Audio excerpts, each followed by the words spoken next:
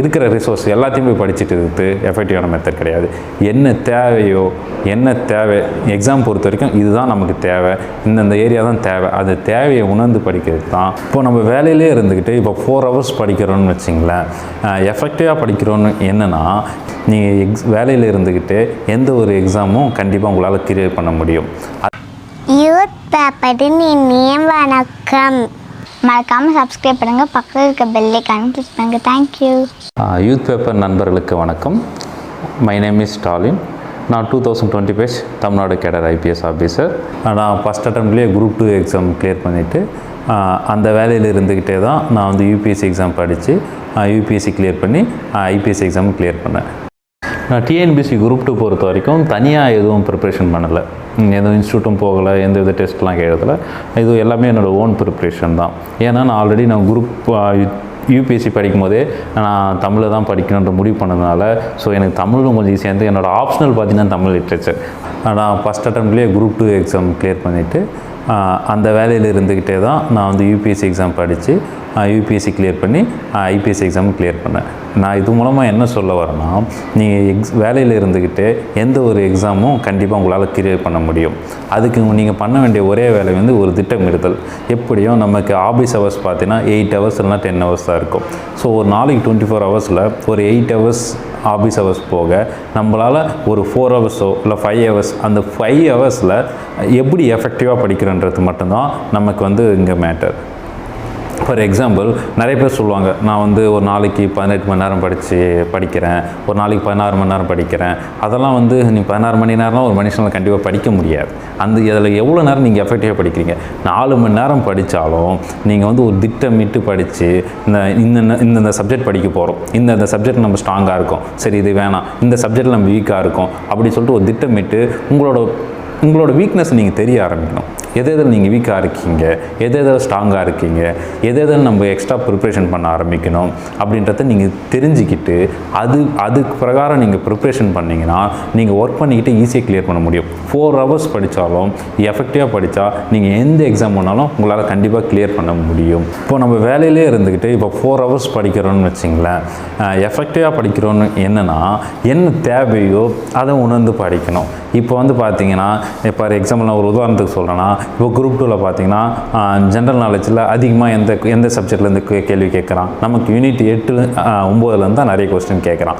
அப்போது நம்ம unit 8 and 9 முக்கியத்துவம் கொடுக்காம கொஸ்டின் கம்மியாக கேட்குற ஆன்ஷியன்ட் ஹிஸ்ட்ரி, மெடிவல் ஹிஸ்ட்ரியில் படிக்க வேண்டிய நிறைய இருக்குது. நீங்கள் அதை வந்து அதிகமாக ஃபோக்கஸ் பண்ணிக்கிட்டு நம்ம அதிகமாக வர சப்ஜெக்ட் இருக்குல்ல அதை ஃபோக்கஸ் பண்ணாமல் கம்மியாக கேள்வி கேட்குறாங்கல்ல அந்த சப்ஜெக்ட் படிக்கிறது வந்து ஒரு இன்எஃபெக்டிவான மெத்தட். எஃபெக்டிவாக படிக்கிறது என்னென்னா தேவையை உணர்ந்து படிக்கிறது. அந்த ஒரு டிஎன்பிஎஸ்சியை பொறுத்த வரைக்கும் அவங்க வந்து எந்த சப்ஜெக்டில் அதிகமாக கேள்வி கேட்குறாங்க, எந்த ஏரியாவிலேருந்து கேள்வி கேட்குறாங்க, அதை நீங்கள் ஒரு ப்ரீவியஸ் இயர் கொஸ்டின் பேப்பர் எடுத்துக்கிட்டு ஒரு 3 வருஷம் ப்ரீவியஸ் இயர் கொஸ்டின் பேப்பர் எடுத்துக்கிட்டு நீங்கள் அனலைஸ் பண்ண ஆரம்பிக்கணும். அனலைஸ் பண்ணும்போது இப்போ இந்தியன் பாலிட்டி ஆகட்டும், இந்தியன் எக்கனாமிக்ஸ் ஆகட்டும், எந்த ஏரியாவில் அதிகமாக கேள்வி கேட்குறாங்கன்றதை நீங்கள் அனலைஸ் பண்ணி கண்டுபிடிக்கணும். அப்படி கண்டுபிடிச்சிட்டு அந்த டாபிக் நீங்கள் கவர் பண்ணியிருக்கீங்களா இல்லை அதில் வீக்காக இருக்கீங்களா அதெல்லாம் தெரிஞ்சுக்கிட்டு அந்த டாபிக் வரைக்கும் படிச்சுட்டு போகிறது தான் எஃபெக்டிவான மெத்தட். இப்போது எக்கனாமிக்ஸ் ஆகட்டும், இந்தியன் ஹிஸ்ட்ரி ஆகட்டும், நமக்கு ரிசோர்ஸ் வந்து நிறைய இருக்குது. இருக்கிற ரிசோர்ஸ் எல்லாத்தையும் போய் படிச்சுட்டு இருக்குது எஃபெக்டிவான மெத்தட் கிடையாது. என்ன தேவையோ என்ன தேவை எக்ஸாம் பொறுத்த வரைக்கும் இதுதான் நமக்கு தேவை, இந்தந்த ஏரியா தான் தேவை, அது தேவையை உணர்ந்து படிக்கிறது தான் நம்ம எஃபெக்டிவான படிக்கிறதுன்னு அர்த்தம். நான் குரூப் 2ல் சீனியர் கோஆப்ரேட்டிவ் இன்ஸ்பெக்டராக இருந்தேன். ஸோ என்னோடய ஒர்க் பார்த்திங்கன்னா 10 to 6 o'clock ஒர்க்கு. ஸோ நான் வந்து ஆக்சுவலாக நான் ரெகுலராக காஞ்சிபுரத்துலேருந்து தான் சென்னைக்கு ஆஃபீஸில் வந்துட்டு இருந்தேன். ஸோ என்னோடய ட்ராவல் டைம்ன்றது அதிகமாக இருந்தது. அந்த ட்ராவல் டைமில் என்ன பண்ணுவேன்னா, நான் மோஸ்ட்லி டெஸ்ட் எழுதி பார்க்க ஆரம்பிப்பேன். நான் போகும்போதே பஸ்ஸில் போகும்போது எழுதின டெஸ்ட் பேப்பர் எடுத்துகிட்டு வந்துடுவேன். அதை வந்து நான் ஒவ்வொரு கொஸ்டினுக்கும் அனலைஸ் பண்ண பார்ப்பேன். இந்த கொஸ்டினுக்கு ஏன் கரெக்டாக ஆகிட்டு, இந்த கொஸ்டின் ஏன் நமக்கு தப்பாகிட்டு அப்படின்னு சொல்லிட்டு அனலைஸ் பண்ணி நான் ஒவ்வொரு கொஸ்டின் பக்கத்துலையும் எழுதி வச்சுக்குவேன். இந்த கொஸ்டின் இதுக்காக நான் தப்பாக போட்டேன், இந்த கொஸ்டின் இதுக்காக நான் சரியாக இருக்கேன்னு சொல்லிட்டு எனக்கு நான் கொஸ்டின் பேப்பரில் நோட்ஸ் எடுக்க ஆரம்பிப்பேன். இது வந்து நான் ட்ராவல் பண்ணும்போது நான் பண்ணுற விஷயங்கள். ப்ளஸ் வந்து பார்த்திங்கன்னா நான் வீக்கெண்டை வந்து கொஞ்சம் எஃபெக்டிவாக யூஸ் பண்ணிக்குவேன்.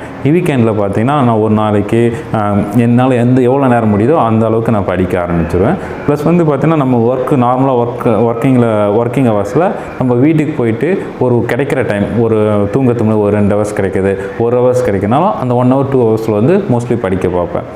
இப்போது நம்ம அரை மணி நேரம் தான் இருக்குது, எதுக்கு அரை மணி நேரம் படித்து என்ன ஆக போகுது, சரி தூங்கிடலாம் அப்படின்னு நினைக்காம நமக்கு அந்த அரை மணி நேரம் கிடைச்சாலும் அந்த அரை மணி நேரம் படித்தாலும் ரொம்ப எஃபெக்டிவாக இருக்கும்.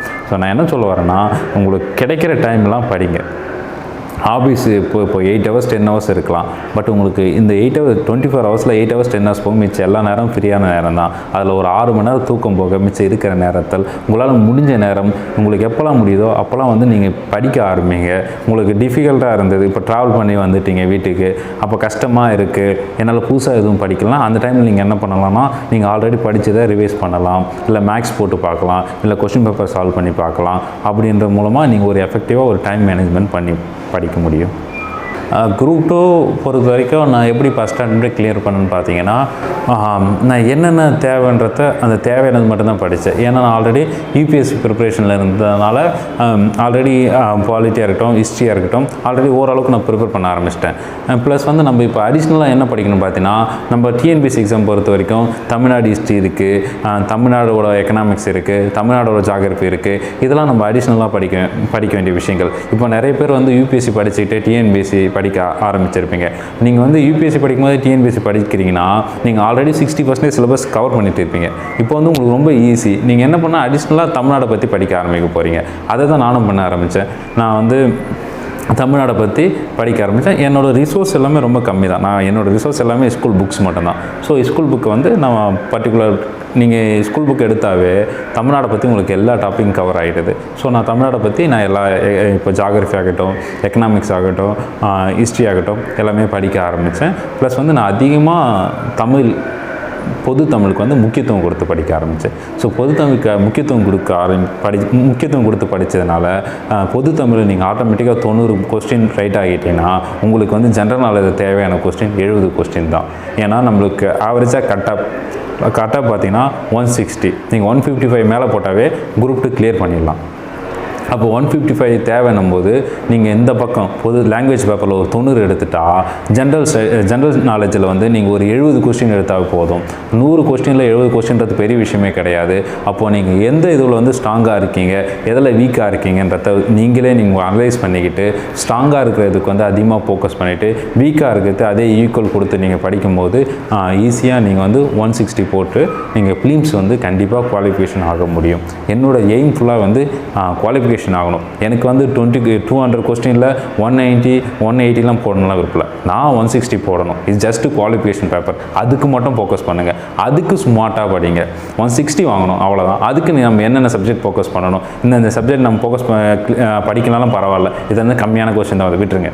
என்ன படித்தா நீங்கள் 160 வாங்க முடியும், above 160 அதை மட்டும் ஃபோக்கஸ் பண்ணுங்கள். நீங்கள் 200 கொஸ்டின் போகணும் அந்த எய்ம் மட்டும்லாம் எக்ஸாம் ஆளுக்கு போயிடாதீங்க. நீங்கள் என்ன தேவையோ அதை உணர்ந்து படிச்சிங்கன்னா நீங்கள் உங்களுக்கு கட்டாப்புக்கு எவ்வளோ மார்க் வேணுமோ அதை விட கண்டிப்பாக அதிகமாக போட்டு ஃபிலிம்ஸ் கிளியர் பண்ண முடியும்.